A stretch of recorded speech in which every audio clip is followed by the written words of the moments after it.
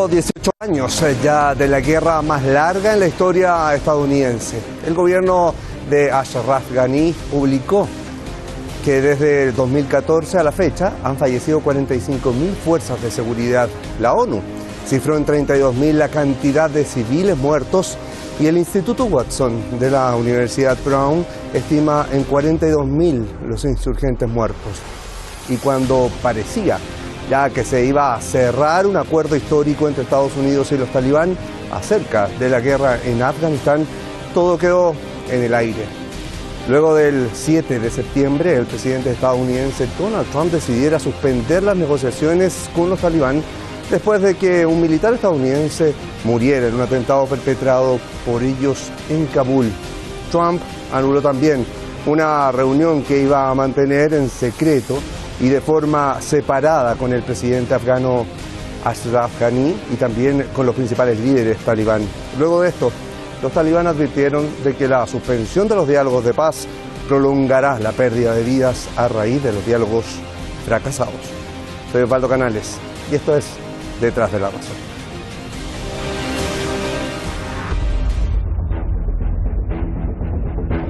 El derrumbe de las Torres Gemelas de Nueva York el 11 de septiembre de 2001 justifica la invasión a Afganistán. Estados Unidos alega que busca derrocar al grupo armado talibán e intensificar la lucha antidrogas. La intervención militar, no obstante, solo agrava la situación y después de 18 años ha dejado a decenas de miles de civiles muertos. En 2018, y después de varios intentos fallidos, Estados Unidos y los talibanes inician sus diálogos directos de los que está excluido el gobierno afgano. Al final de realizar 9 rondas de diálogo en Qatar, se alcanza un borrador de un acuerdo de paz. Según lo establecido, Washington retiraría casi 5.000 soldados de Afganistán y cerraría 5 bases en un plazo de 135 días una vez sea firmado el pacto. Talibán, a su vez, se compromete a evitar que grupos terroristas utilicen Afganistán como refugio seguro. El gobierno afgano reitera que necesita estudiar y evaluar los detalles del borrador. But for us, a meaningful peace or a path to a meaningful peace is the end of violence and a direct negotiation with the Taliban. So we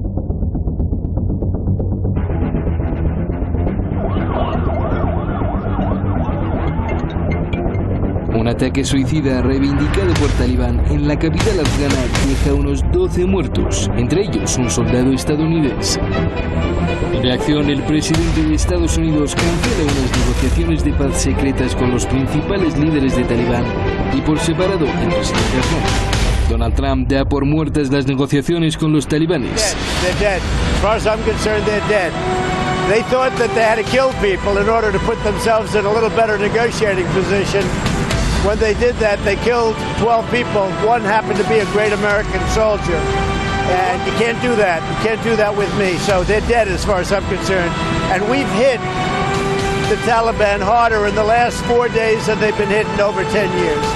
El presidente afgano, por su parte, aplaude la medida de Trump, reiterando que solo habrá paz real si Talibán accede a declarar una tregua.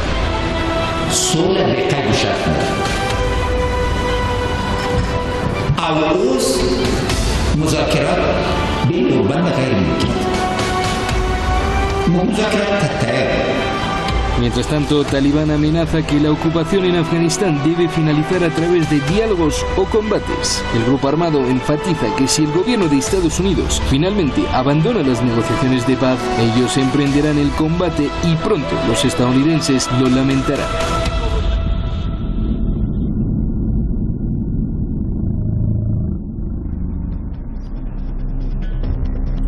Listo, tema a tratar el día de hoy. Con eso comenzamos ya el programa y tomamos de inmediato contacto con nuestros analistas en esta jornada. Antonio Rodríguez, periodista desde Madrid, y también está Iñaki Gil de San Vicente, analista internacional desde San Sebastián. Ahí los tenemos a ambos. Muchísimas gracias por el contacto con Hispan TV. Veíamos nota contexto a base de algunos datos ya que se manejan sobre este conflicto que se mantiene activo en Afganistán, y quiero preguntarles a ambos ¿Qué creen que hay detrás de esta decisión de Estados Unidos? Contexto, 18 años de guerra, 3 presidentes han estado en Estados Unidos durante este periodo y miles de muertos son los que ya se suman en este conflicto. Iñaki, parto contigo. ¿Qué hay detrás de la decisión de Trump? Bueno, detrás de la decisión de Trump lo que hay es la respuesta de sectores militares y de grandes empresas petroleras, sectores militares que están viendo el panorama desde una perspectiva estratégica a medio plazo, y también sectores, grandes empresas petroleras, para revertir una situación y para estabilizar una situación, revertir una derrota y estabilizar una situación militar que llevan perdiendo claramente. En estos momentos los talibanes controlan tranquilamente, o sea, han liberado la mitad del país y tienen capacidad de golpear la otra mitad, ¿no? El ejército oficial afgano está totalmente desmoralizado, lo mismo que está desmoralizado el ejército norteamericano, ¿no?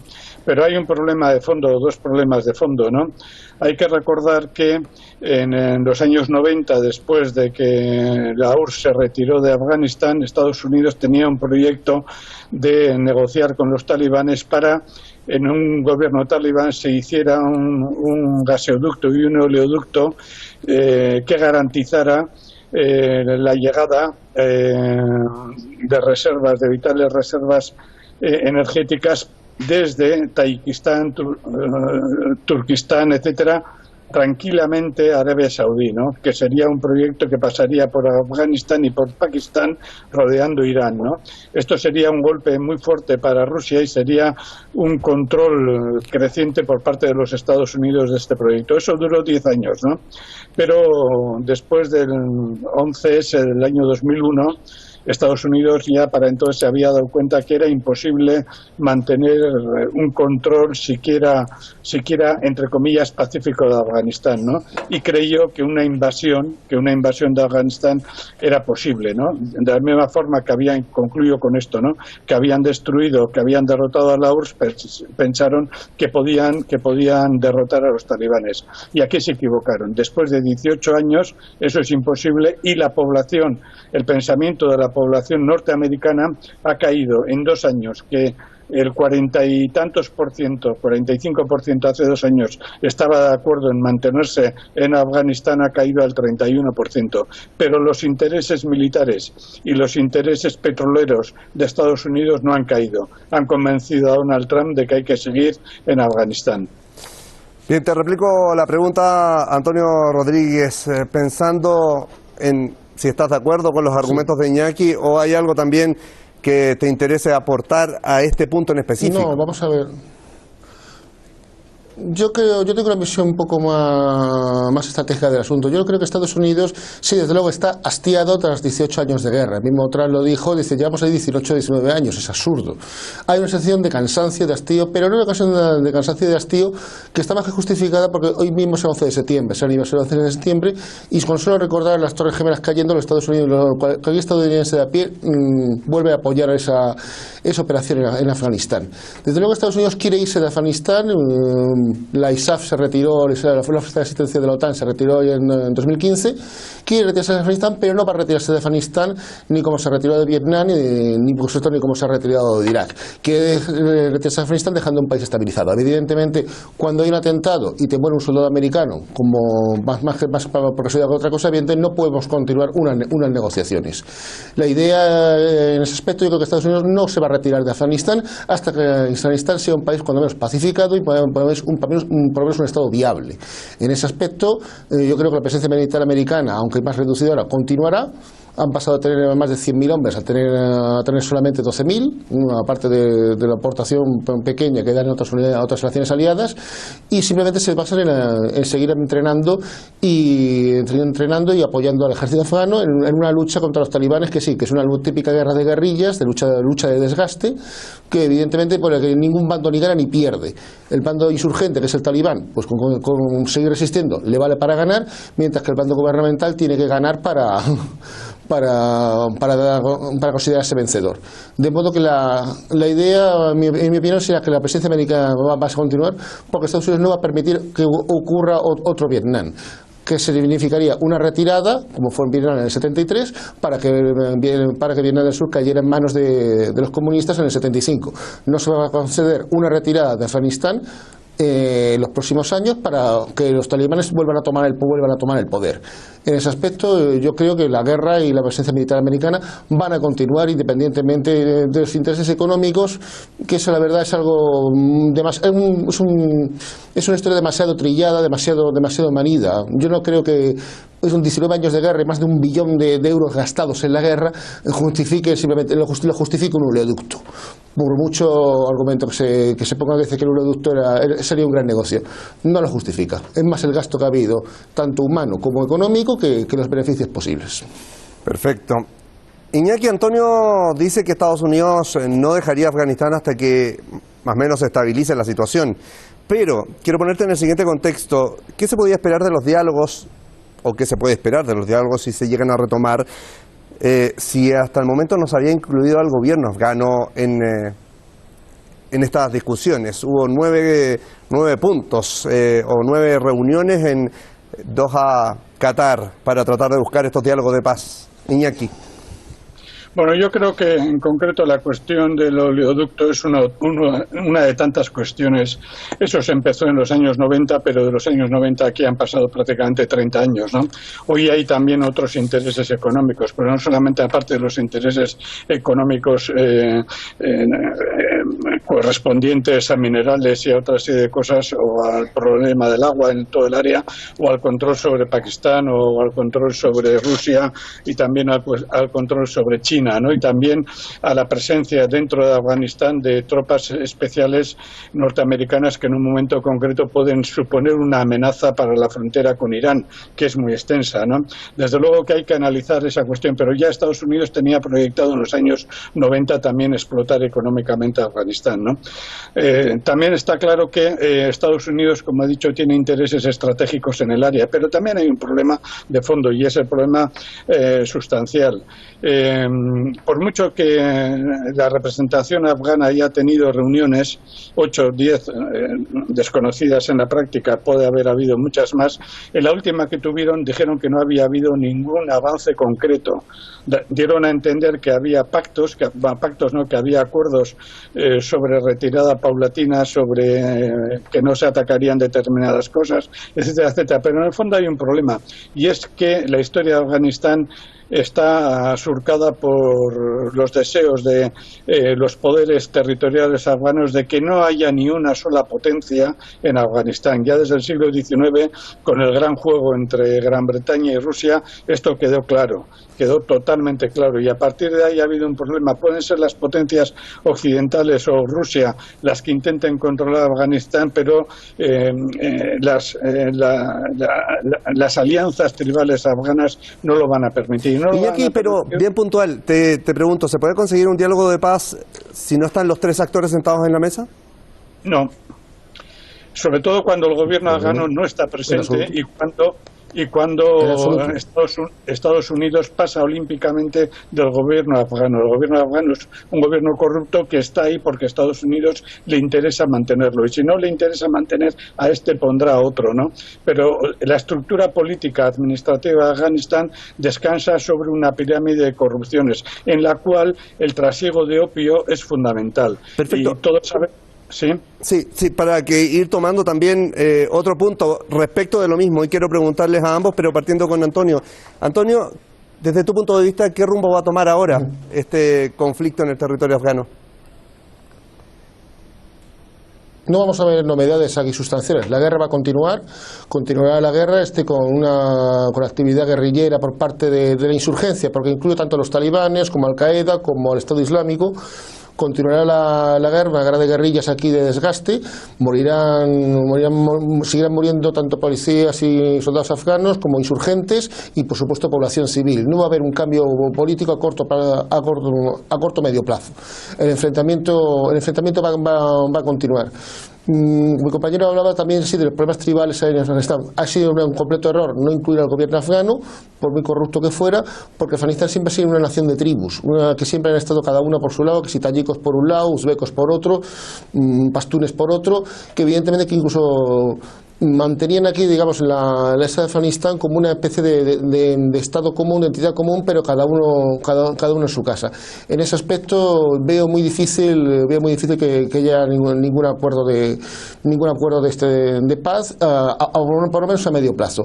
La guerra en Afganistán dura ya más de 40 años, es porque es anterior a la invasión soviética del 79, y evidentemente es una sociedad que está educada en el enfrentamiento, que ha mamado el enfrentamiento desde la infancia, porque siempre no he conocido otra cosa que la guerra en los últimos 40 años.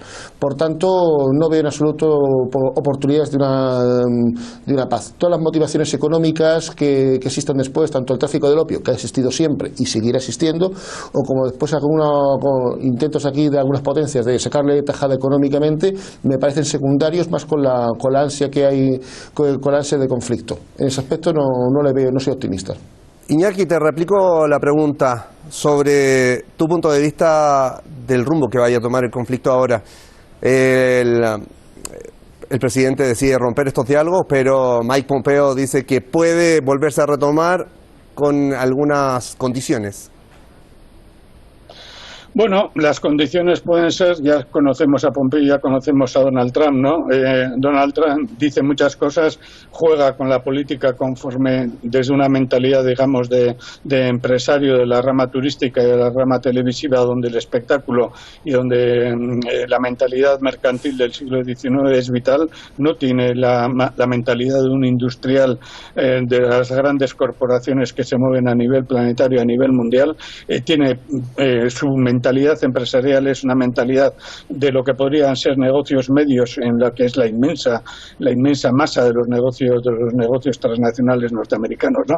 Y eso le lleva a ese bamboleo, ¿no?, que refleja todo un sector de la burguesía norteamericana. Eso va a impedir, o va a ser muy difícil que propongan medidas que el poder difuso afgano, porque hay que hablar de poder difuso afgano, acepte, ¿no? Y no se trata de un error de que Norteamérica admita la presencia o no admita la presencia del gobierno afgano. Si nosotros analizamos el comportamiento del delegado, el representante de Estados Unidos en las negociaciones con los talibanes, Zalmay Khalilzad, si analizamos la historia de este personaje de agente de la CIA desde prácticamente 1980, el papel que ha jugado en el conglomerado Unicol, que es una empresa potentísima subterránea además, a nivel del control energético, etcétera, y cómo ha intervenido una y mil veces en la política subterránea de Afganistán, desde luego que no inviten al gobierno afgano no es un error.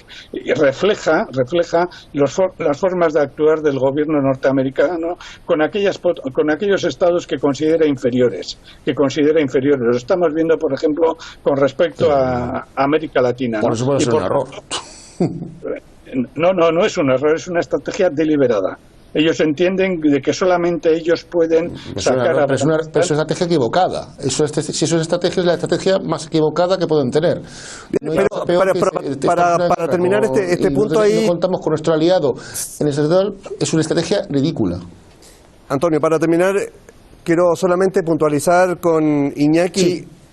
¿Se retoman o no los diálogos? Si Donald Trump dice no, y Mike Pompeo dice sí, pero con condiciones. Iñaki, bien breve, respóndeme eso. Bueno, no puedo explicar la diferencia que hay entre error y acierto en la política norteamericana. Esto requeriría algunos minutos de explicación, ¿no?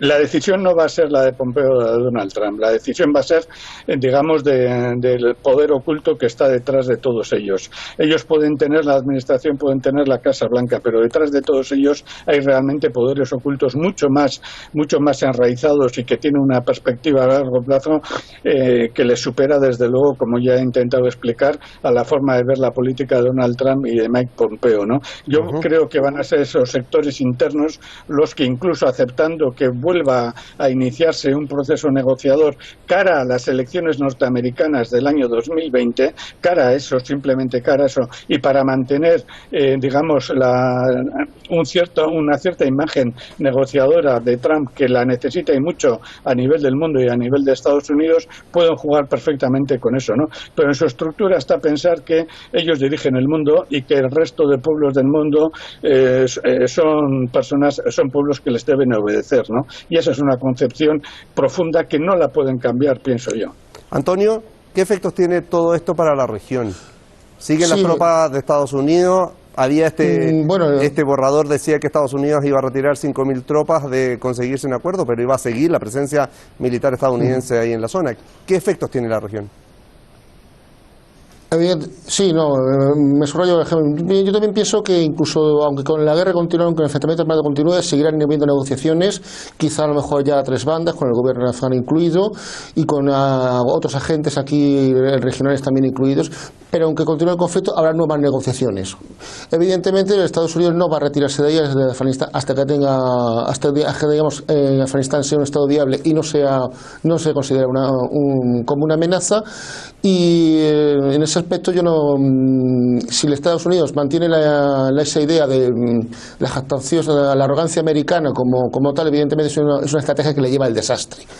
No creo que en ese aspecto vaya a conseguir nada. Ahora bien, yo creo que en los próximos años seguiremos teniendo guerra, periodos de diálogo, quizá de distensión, pero sin que se adopte un acuerdo. Yo vaticino por lo menos otros 10 años más de conflicto.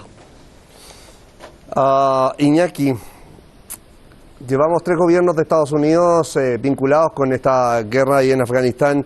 ¿Cómo calificas tú la capacidad de diálogo que tiene específicamente la administración de Trump? Porque aquí claramente estuvo